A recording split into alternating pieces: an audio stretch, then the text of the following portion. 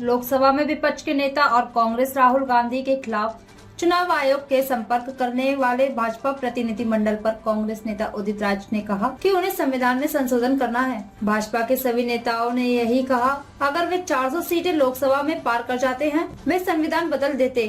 वे संविधान को खोखला कर रहे हैं। मैं सैकड़ों उदाहरण दे सकता हूं। विपक्ष को समान अवसर नहीं दिया जा रहा है। चुनाव आयोग पर निष्पक्ष नहीं रहा।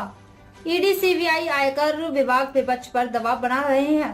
राज्यों के बीच में एनिमिटी पैदा करते हैं, दुष्प्रचार कर रहे हैं बीजेपी का कि वो कॉन्स्टिट्यूशन डिस्ट्रॉय कर देंगे। अब भाजपा इलेक्शन कमीशन के दरवाजे खटखटाए, इस आरोप पे आपका क्या? नहीं, वो तो ऐसा है कि प्रत्यक्षम किम प्रमाणम, संविधान को खत्म करने की बात संविधान जब से बना है तभी से हो रही है। आरएसएस के द्वारा, बीजेपी के द्वारा।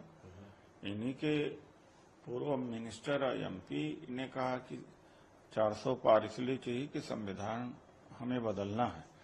भारतीय जनता पार्टी के तमाम नेता कह चुके हैं संविधान बदलने की बात, और 400 पार इनका हुआ होता तो संविधान को तो बदल देते ही है।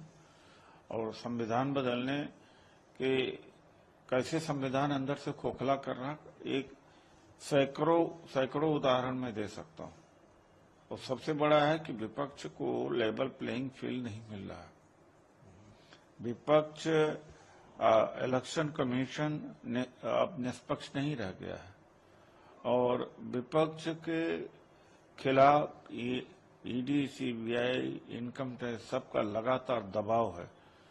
तो जब लेवल प्लेइंग फील्ड नहीं है तो सबसे बड़ा तो लोकतंत्र के लिए खतरा यही है कि एकाधिकार है, यानी डिक्टेटरशिप है, एक पार्टी का डिक्टेटरशिप है।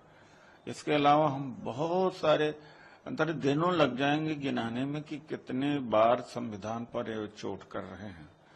संसद में बोलने नहीं देना, सस्पेंड कर देना, माइक ऑफ कर देना, गवर्नर के द्वारा रुकावटें पैदा करना, चुनाव के समय रेड कराना, इनकम टैक्स की, ईडी की रेड कराना, महीनों सालों जेल में लोग पड़े हुए हैं, उनकी जमानत न होने देना।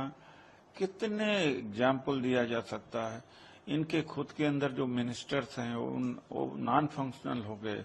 मेंबर ऑफ पार्लियामेंट की हालत ये हो गई कि एक टेलीफोन उठा करके किसी की सहायता की करने की हिम्मत नहीं रह गई, डरने लगे हम।